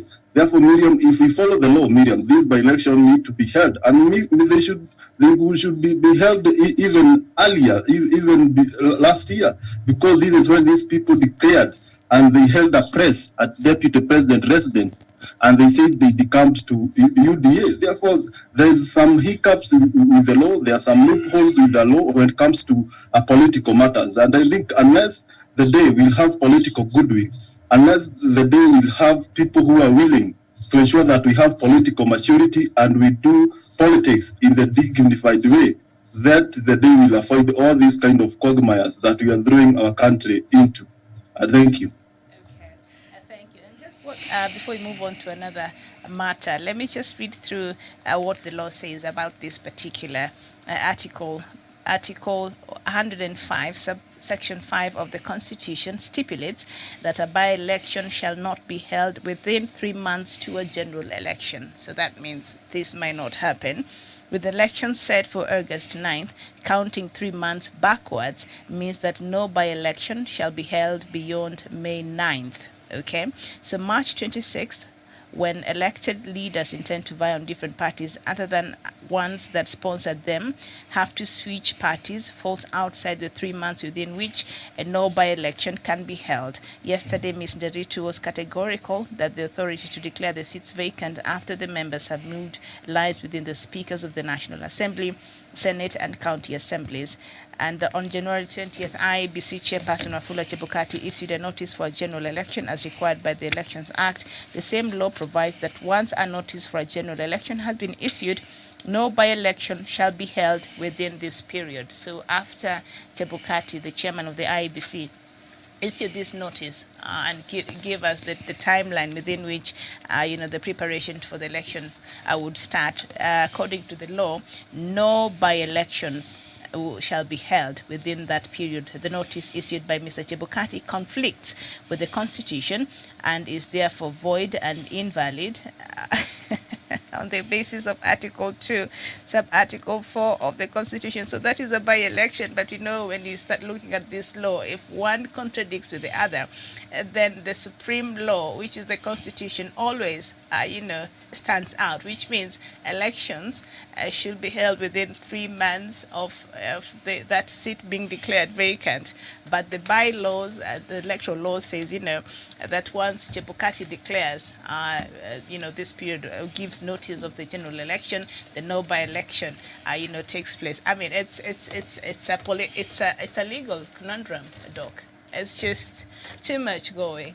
The medium is a total mess, because if you have strangers in House of Parliament who have no parties, and yet another article in the same constitution says once you change a party, you don't belong to that party, you don't belong to Parliament.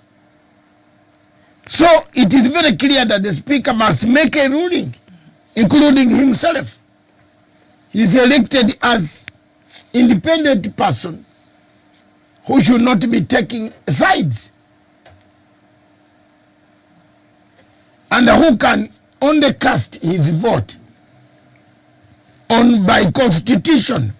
When something is tying, he takes the vote. Now, why should he now allow this to go on? It will be wait and see and watch. It's a conundrum, as you say.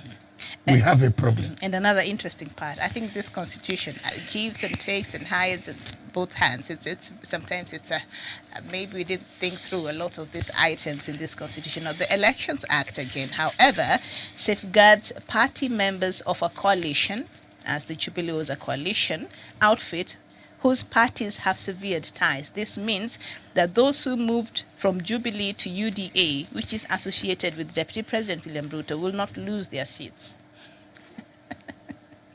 That is according to the Elections Act.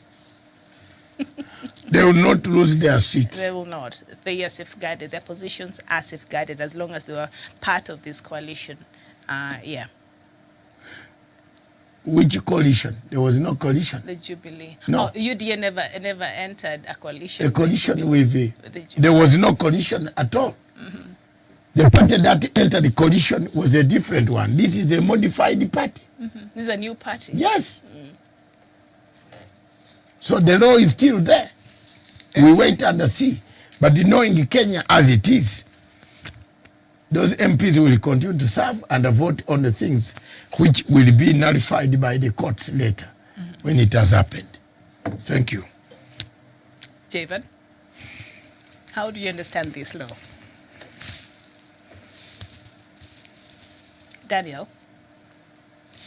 Yeah, thank you so much, Miriam. And I think Dr. Matsanga has wrapped it up for us. You know, there's nothing which is going to happen to these MPs. You know, this is Kenya, and impunity is actually seems to be top of our priority more than even patriotism and the rule of law. So I don't think anything is going to happen to these MPs, and we might end up, like Dr. Matsanga says, with a legal dilemma or battle in the coming days. So I don't want to dilute much of that. I believe that is what is at stake. All right, thank you so much. Doc, would you want to bring us another item before we... Yes, I think the only item that I want to say is it doesn't need debate. I want to congratulate my brother Wesonga for shifting from Chelsea to Liverpool. I don't know whether you have shifted your allegiance. Yes, I'm not working alone, Doc. I did that 6 months ago. You are now with us. Yes, I never walk alone. You are with Liverpool. Ladies and gentlemen across the planet, it is sad. You know why I bring this topic of Romana or Roman Abramovich? I got the name right today. Miriam was waiting for me to make an Abramovich. Abramovich, yes. You can be having money, everything in your life, but end up in a tragedy. End up a refugee. He's now a refugee in the United States, in the United Kingdom. Because once he sells this club, his visa is revoked. He can't. You know, it is a very bad situation. That's why I tell people that the 10 coups that I've seen throughout Uganda are similar to what this guy is seeing today. A revolution has no timetable. It doesn't tell you I'm coming tomorrow.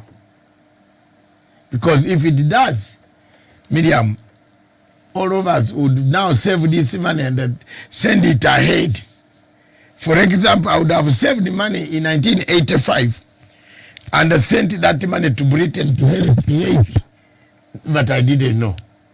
So revolutions have no timetable.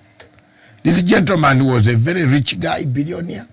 Now he is a man going to go and line for DSS, which is Social Security Fund in Kenya, in Britain, and ask for asylum because Putin doesn't like him.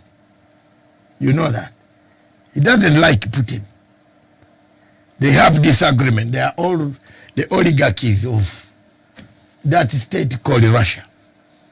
They don't see eye to eye. The other one, remember the other one who opposed Putin is still in jail.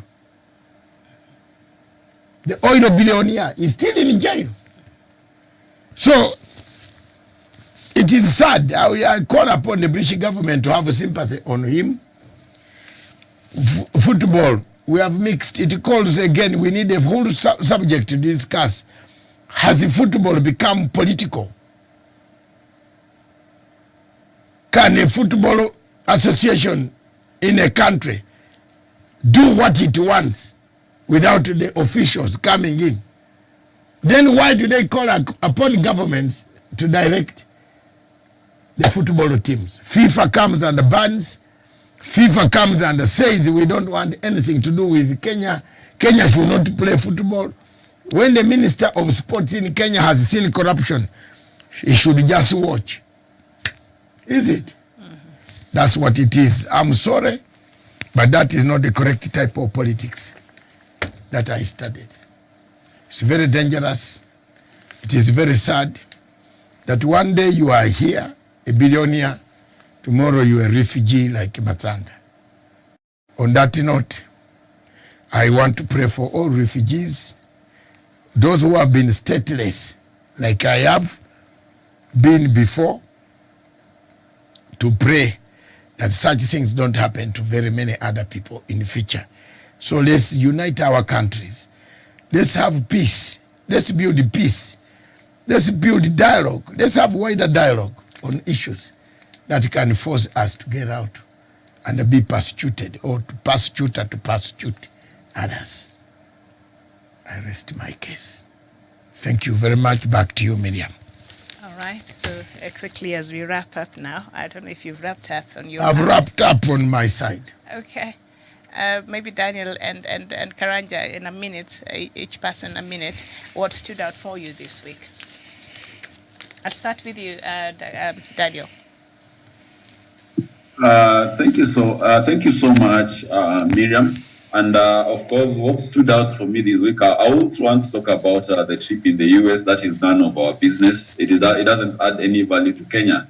But I would really want to talk about the summit that is happening at the UNEP. And the UNEP is actually celebrating 50 years since its launch. And that has actually given Kenya a high profile in terms of environmental conservation. And I believe with environmental conservation, we're going to also be looking at maybe sustainable development and production, in that most countries now are going to be looking also at Kenya as a very, very quintessential player in that. And I believe that will also work quite in hand to bring in investment in Kenya. So I was watching that particular summit with a very high interest, and I believe President Uhuru is committed to that.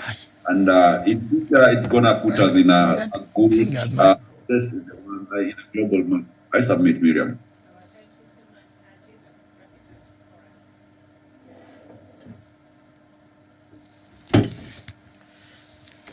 Jevan, what stood out for you this week, if you can hear me?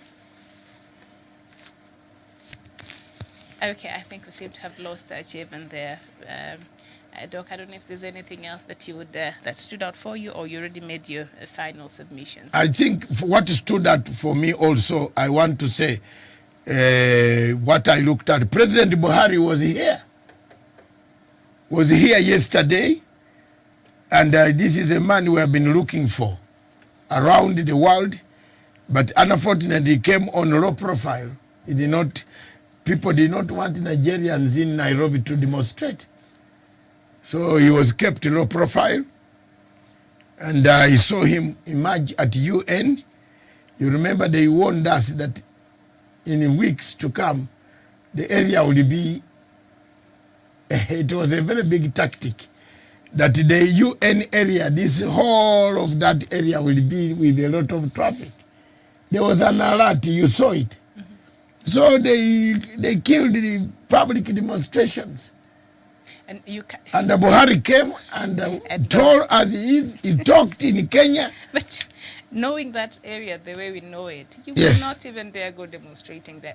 Dear American Embassy, yes. So there was no way we can demonstrate at the American Embassy. Closed, not possible. Buhari came for Nigerians or Biafrans who want to know.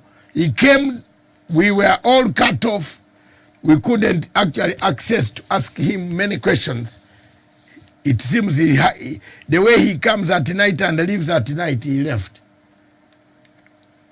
The only man that I had access, that I bumped into, was Chikwete.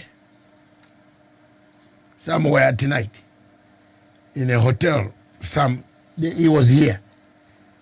And he was busy, I don't know what he does, but I will tell you another day. So that is all what we had. in Unfiltered. Miriam, thank you very much for co-hosting, and I hope I've been a very good co-host also to you. And we shall continue to say the truth, surely, but there are certain things that are very, very annoying, Miriam, when you see, especially I want to tell you, Raila Odinga, please, go on with this. Just mobilize your people. Stop waiting for people who can't come. Use the ones that have come, like Matanga and the others. And don't forget on Friday 11th, 2 p.m. in London at Marriott Hotel, there is a big handshake strategy. Can it work for Africa? That's my lecture of 2 hours. I will talk for 2 hours and allow questions. Supported by Pierre Lumumba and Professor David Hoyle. Both are international scholars. You will enjoy. Live, come, first serve, like a White House entry. Free. White House, the show is, but security will check who is coming. Don't carry any of bad sticks in London are not allowed. So police, for 1 minute, they will throw you out. So we have security there. We shall be debunking Ruto's lies all the way up to United Kingdom. Debunk it. After he has spoken, then we tell the truth. The handshake. Coming up on Sunday, Africa Showdown. By then, Ruto will be arriving in London. So we talk to each other. Miriam, thank you on that day. After all, it has been a good week. I hope you'll enjoy your weekend. What do you intend to do over the weekend?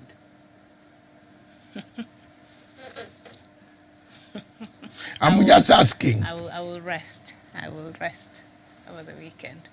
You put some days for rest. You give a clue why you maintain the same. The same you. Some of us have tried to rest. Because I rest well. I drink water. I moisturize and mind my business. Moisturize. Mind her business. Mind my business. Me, I also now took over. Miriam, I drink water, no alcohol, moisturize. Look at the boy. Is getting there. Moisturize.